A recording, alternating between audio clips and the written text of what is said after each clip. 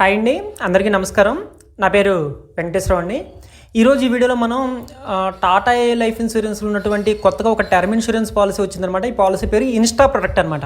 ఈ పాలసీ ఏంటంటే జనరల్గా ఉన్న టర్మ్ పాలసీల కంటే ఈ పాలసీ అనేది ఇటు హెల్త్ను కూడా కవర్ చేస్తూ ఈ పాలసీని అయితే వీళ్ళు సపరేట్గా డిజైన్ చేయడం జరిగింది. కాబట్టి వీడియోని స్కిప్ చేయకుండా చివరి వరకు చూసినట్లయితే ఈ పాలసీకి సంబంధించిన ఫుల్ డీటెయిల్స్ అయితే ఈ వీడియోలో అయితే ఉంటాయి.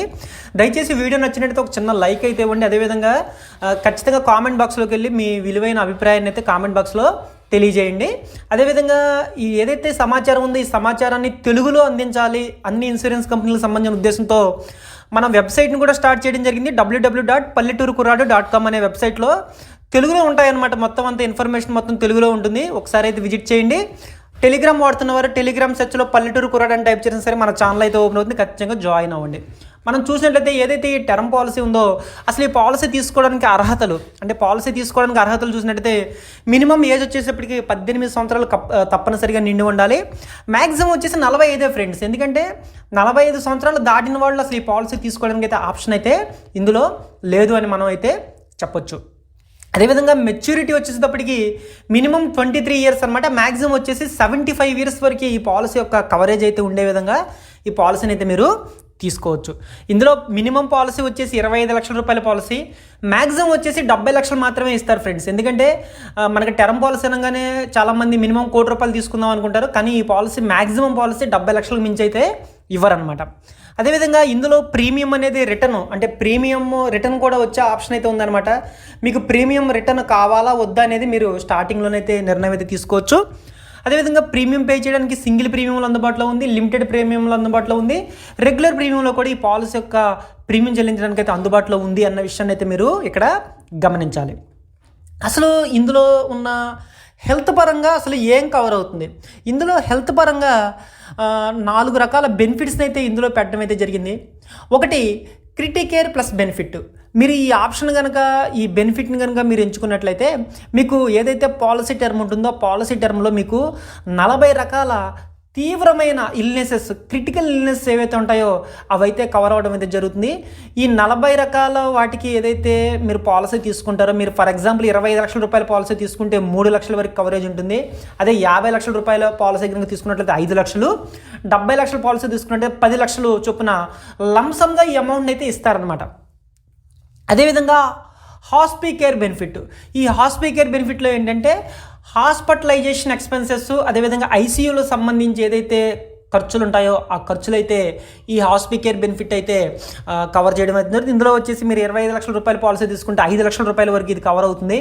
50 లక్షల పాలసీకి అయితే 10 లక్షలు, 70 లక్షల పాలసీకి అయితే 10 లక్షల రూపాయల వరకు ఇందులో కవర్ అవడం అయితే జరుగుతుంది.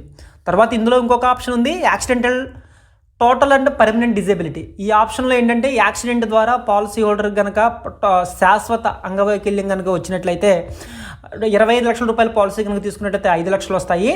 50 లక్షల రూపాయల పాలసీకి అయితే 10 లక్షలు, 70 లక్షల రూపాయల పాలసీకి అయితే 15 లక్షల రూపాయల వరకు ఇందులో లంసమ్ బెనిఫిట్ కింద ఇందులో ఇస్తారనమాట.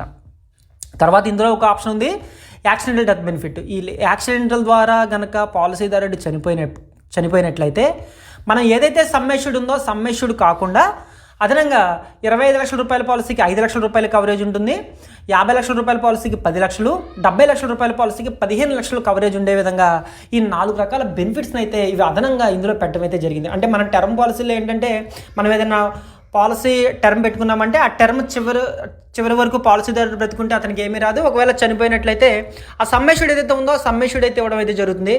అయితే ఇందులో ఏంటంటే పాలసీదారుడు పాలసీ టర్మ్లో ఏదైతే ఈ చెప్పుకున్నాం, ఏదైతే క్రిటికల్ ఇల్నెస్ కానీ లేదా హాస్పికేర్ కానీ యాక్సిడెంటల్ పర్మనెంట్ డిజేబిలిటీ కానీ ఇవన్నీ ఇవి కనుక ఏదైనా అటాక్ అయినప్పుడు మనం ఏదైతే పాలసీ తీసుకుంటాం ఆ పాలసీలు ఇప్పుడు ఏదైతే చెప్పుకున్నామో 3 lakhs కానీ 5 lakhs కానీ 10 lakhs కానీ ఏదైతే క్రైటీరియా ఉందో ఆ అమౌంట్ అయితే లంసమ్గా, అంటే ఏదైతే అమౌంట్ ఉందో ఆ అమౌంట్ అనేది లంసమ్గా ఇస్తారనమాట. ఆ విధంగా అయితే ఈ పాలసీ అయితే ఇందులో పెట్టడం అయితే జరిగిందనమాట. జనరల్గా ఇటువంటి పాలసీలో ఏంటంటే మనకి ప్రీమియం ఎంత పడుతుంది అనేది చాలామంది అనుకుంటారు. ఇందులో ప్రీమియం ఎంత పడుతుంది, ఫర్ ఎగ్జాంపుల్ ఒక 35 సంవత్సరాల వ్యక్తి ఒక 30 సంవత్సరాల టర్మ్ పెట్టి ఒక 30 సంవత్సరాల ప్రీమియం పేయింగ్ టర్మ్ కింద ఈ పాలసీని కనుక పెట్టుకున్నట్లయితే, అంటే 35 సంవత్సరాల వ్యక్తి 30 సంవత్సరాలు కడతాడు, అతను 65 వరకు కవరేజ్ ఉంటుంది.